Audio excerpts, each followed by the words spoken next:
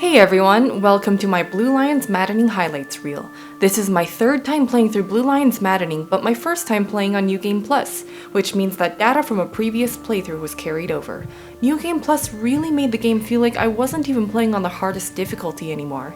I feel obligated to say this, but this video is one massive spoiler after the next. But if you're into that sort of thing, let's get into it. This one really made me love enemy phase units. Byleth here already has quick riposte, which lets you counterattack twice as long as your HP is over half full. I really love that the first critical of the game went to Lawrence, because I hate him.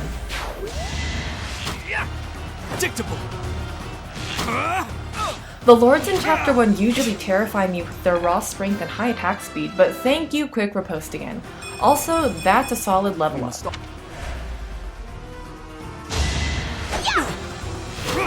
And we get a critical on Hilda. Sorry Hilda, love you. This chapter is considered so difficult it scares a lot of people away from Maddening mode, but the late game ability quick riposte made it so easy. Plus that critical on Miasma Chemical Romance was so satisfying. Should I have held back? And the answer is no, you should never hold back. Next we skip to chapter 4, which is called Assault at the Rite of Rebirth. I usually avoid the Death Knight in this chapter because he's just way too powerful here, but since I'm playing on New Game Plus, I wanted to test my luck. I think it paid off. So, in chapter 6, I actually learned something new about one of my favorite units, Felix. He has the Crest of Fraldarius, which sometimes allows him to deal an extra 5 damage in combat. What I didn't know though, is that even when he's supposed to be dealing 0 damage, his Crest can still manifest. Here in Ingrid and Dorothea's paralogue, our Royal Highness Dimitri has a 5% chance of getting a critical. Nice! Who's next? Here's what Felix thinks of that critical. Hot. Moving on. Let the lesson begin! That is that. Hot. If you have never gotten a critical from an Onager or a Ballista, my friend, you're not living. We're already in chapter 12, the Battle of Garreg Mach. They grow up so fast. Hot. Hot. All jokes aside, Warmaster Felix is one of the best units in the game. Do not at me. Also, I know we just saw Wyvern Rider Dimitri despite him having a weakness in axes, but it was worth it. Easy. See that 100% critical rate? Thank you, Wrath and Defiant Crit. Wrath gives you plus 50 critical if your health is half or less, and Defiant Crit gives you an additional 50 if your health is at 25% or less. So I really like units having both. It's risky to keep your health that low, but honestly, just don't get hit and murder everything in your path. Strength to carry on. It's just so fun. Look at her go. To survive, I will win! With all of my might! This turn here was nuts because Felix was only supposed to deal 10 damage while counterattacking, but coupled with his crest and critical hits, he does 60 total and almost takes down this unit. That's unbelievable.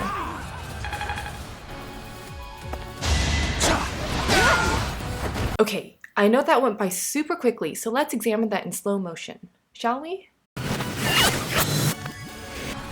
Alright, so enemy rushes in, Ingrid dodges, and lethality. Bye! Hot.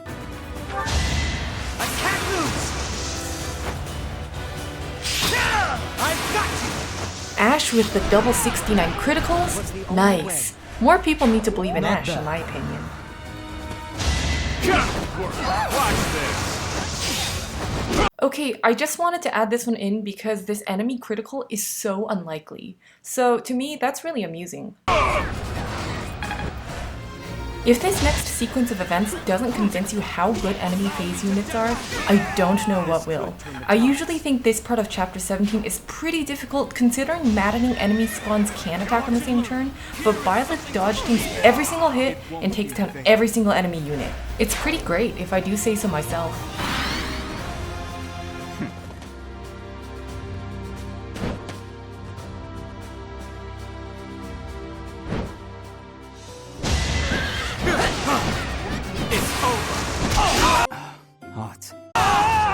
going to plan.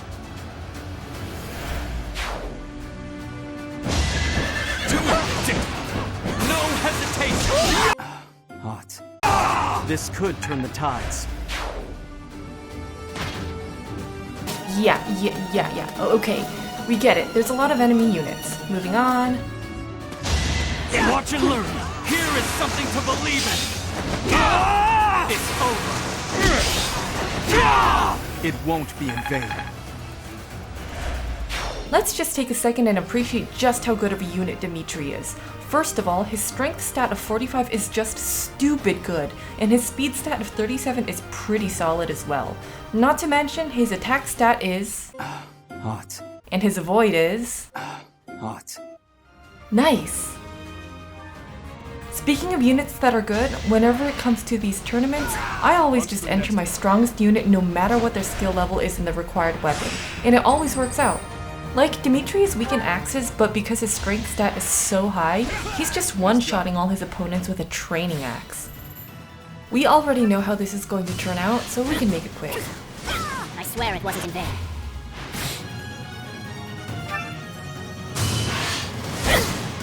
This part made me kind of sad because he was hit by a 33 hit attack, which makes his personal ability not work anymore. His personal ability post time skip is Royal Lineage Plus, which means he gets an extra 20 in avoid when his health is at full. Hate me if you must.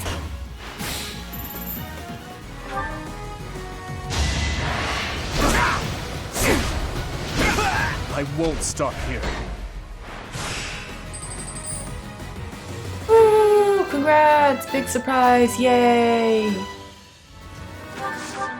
I just want to point out the weapon Mercedes is holding here. It's a Viscum. Technically, a Viscum is an inanimate object that deals magic damage in Chapter 18 of Azure Moon and Shambhala in Verdant Wind and Silver Snow. Thanks to game hackers, it can sometimes be purchased through the online liaison for 1 gold. Because it was never meant to be seen by the player, the description says leather shield, and its attack power is 20 and its range is 9. If you see it, I highly recommend purchasing it and messing around with it. You used to whine unless you could do everything with me. Time for you to shut up and eat now. Got it? Enjoy the meal. Full stop, this is the funniest unique dialogue that happens between 2 characters during a meal. Deduce sucked this run, but this instruction session was amazing. Hell yeah! Once in a while, the Crest of Gautier deals an extra 5 damage when you use a combat art. So, I was a big fan of the fact that it manifested twice during Swift Strikes, my favorite Lance combat art. Good job, Sylvain! Although, he would probably hate that I was praising his crest right now. A 9% critical bolting? A 9% critical bolting? Really? Dodge take War Master Dimitri. That's what I'm talking about.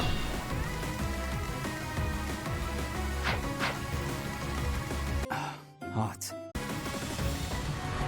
I know it makes almost no sense to reclass my Brawler Byleth into a Bow Knight because mounted units can't brawl, but that extra bow range really came in handy here.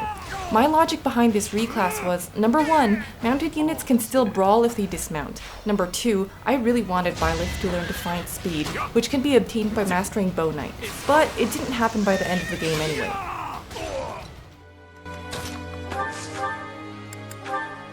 Too slow. I'll cut you down. Hot. I'm so glad you were assigned to the Blue Lion House, Professor. We made it this far, thanks to your guidance and leadership. There's a bitter fight ahead, that much is certain. You have my lance. And my axe. Yes, let's do this together.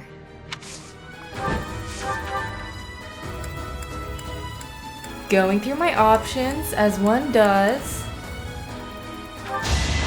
Let's finish this. Hell yeah, we're finishing this.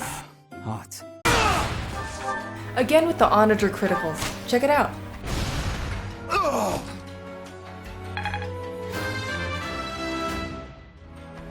With this strength, I can protect them all. With that strength stat, Nice I'm form. sure you can. Hot. You are in my my way! So, this turn could have been really cool for Ingrid. Just watch.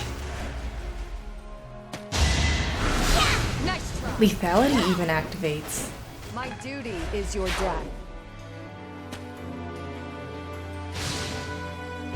Glenn, Hot.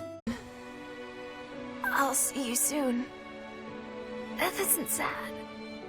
No, really. Okay, two things here. That death coat is so sad because Glenn is her deceased fiance. And number two, a 15% critical with a 49% hit rate? What? What? I obviously rewinded that turn as to not annoy Felix, but also, Glenn is Felix's older brother. So, this is how Ingrid gets her revenge on that filthy mage who killed her. Warp her in with Lysithia.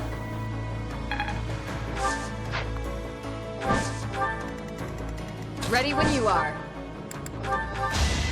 Lethality activates once more, so Ingrid doesn't even have to take counterattack damage. Amazing!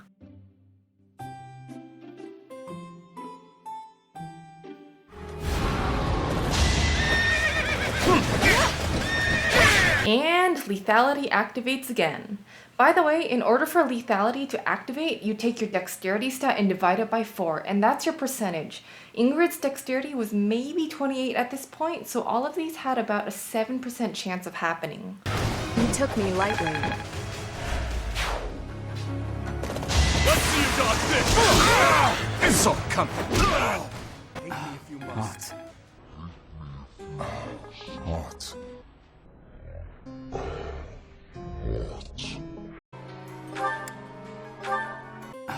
Hot.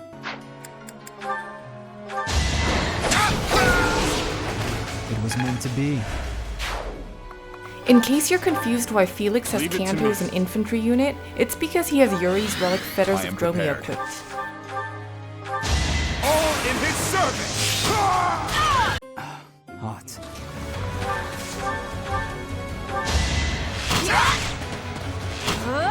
Hilda, you had one job! As we see on the screen, Dedue here can't actually take down this enemy mortal savant. So, my solution is to first have Sylvain attack from afar because he learns Seal Defense, which lowers the enemy's defense by 6 for one turn.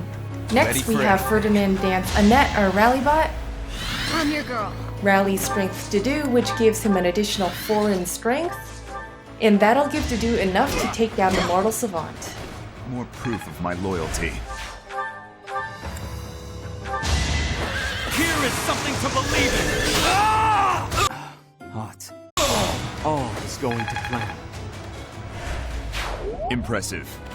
We've arrived at the final map of Azure Moon. I've seen a lot of people online say that the hardest map of the game is the final chapter of Silver Snow, but honestly, I think this one's harder. Why, might you ask? First, we have to deal with Hegemon Edelgard's long-range attacks, and as you see here, I got really unlucky with a 16 hit and an 8 crit, which kills Petra. And not to mention, there's the surprise bolting mages when you get into the throne room, and lastly, infinite reinforcements. This spell is annoying because it leaves you with 1 HP no matter what. It's kind of like False Swipe from Pokemon. Watch and learn. Yeah, of course a 14% hit kills Sylvain. Like, really? Afraid. God. I've At this figured point, you'd I had end like so this. many unlikely deaths, I just restarted the map. Sue me. This here is why I give almost all my units Alert Stance Plus, which you can obtain by reaching A+ in flying. I actually think it might be my favorite ability of all time. It's just so useful. For those of you who don't know, it gives you an extra 30 in Avoid if your unit does nothing but wait. So, as we saw, Ash got hit pretty hard. He really needs to get healed up, so I moved Mercedes next to him, but none of her spells are doing much for him. I figured the best solution was to unequip the Caduceus stack, equip the healing stack, and it helps Mercedes heal 10 more hit points to Ash. It's for this very reason that I give all of my mages multiple staves for flexibility. So, Again with Alert Stance Plus spam. Too slow. Nothing to see here except that Dimitri is amazing with Balthus' relic. His fake relic? I don't know. So now is probably a good time to talk about my favorite unit to make a dancer.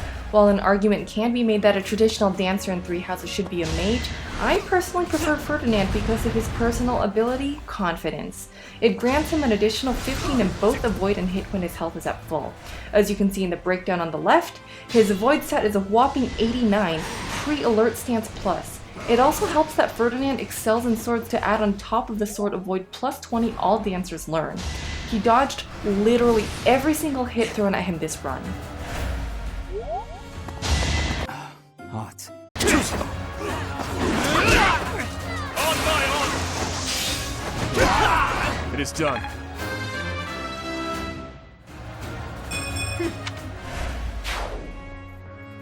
I know there's been a gratuitous amount of Dimitri footage in this video, but he does an amazing job of plugging up this choke point. Hot. Saw coming.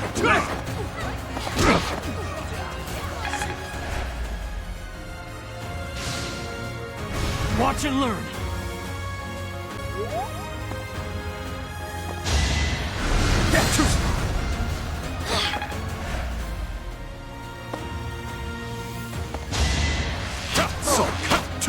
I mean, damn son. I won't be deterred. Hate me if you must. If you've ever played this map, you know exactly what I'm doing here. If you haven't, this is one of 2 infinite reinforcement spawns, so I'm temporarily using Dimitri to plug it up. You lost that one. Alright, this is a little sentimental of me, but this is our last ballista critical before we run off and fight the big bad. I really love this clip because it ties up everything I loved about this run nicely into a little bow. First, this would have taken much longer if Byleth's quick riposte didn't allow for not 1, but 2 criticals. Secondly, if you aren't getting your Dimitri battalion vantage in Battalion Wrath, what are you even doing? It's poetic that Dimitri's 2 most popular abilities are what ends the game here. Edelgard, it is over.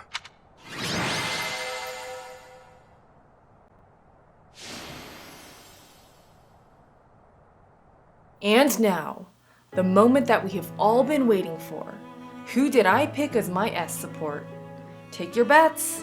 Also, you'll have to forgive me because I started recording at the wrong moment.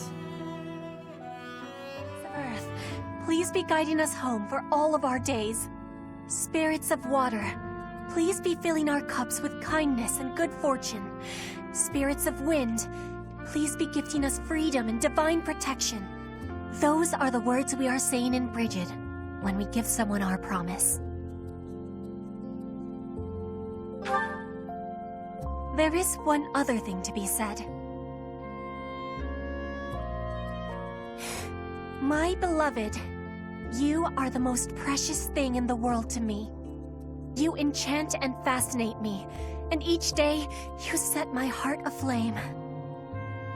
Can we just talk about how even though Petra's entire personality is based on being foreign, she gives the most beautiful S support speech? It was breathtaking. I'd say yes to that. Did I give you a surprise? I have been practicing those words with great diligence. I am so happy. You have my deep gratitude and all of my heart, for now and forever.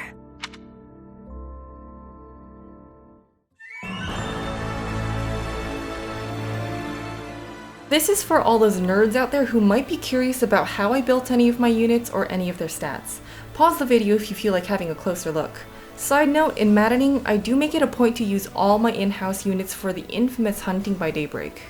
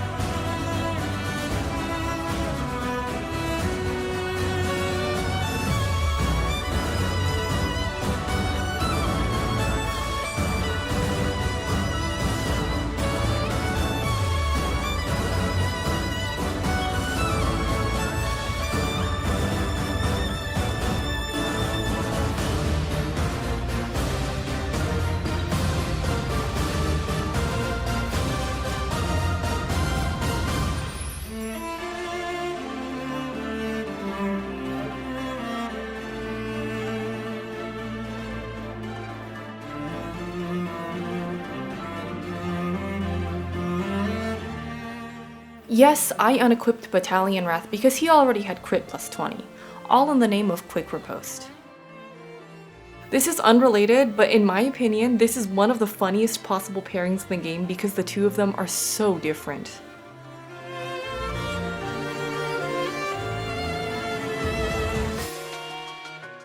If you've made it this far into the video, I might as well throw in some trivia. As shown here, the Japanese title of 3 houses in order says Wind, Flower, Snow, Moon, and they respectively represent the 4 seasons summer, spring, winter, and autumn. Each of these characters represent one of the 4 routes you can play in the game, Wind being Verdant Wind, Flower being Crimson Flower, Snow being Silver Snow, and Moon being Azure Moon. These 4 characters are commonly used in Japanese poetry to describe the sublime beauty of each season, so in my opinion, 4 seasons would have been much more of a compelling title than 3 houses. Not to mention, the main theme of 3 houses, Edge of Dawn, is also referred to as Seasons of Warfare.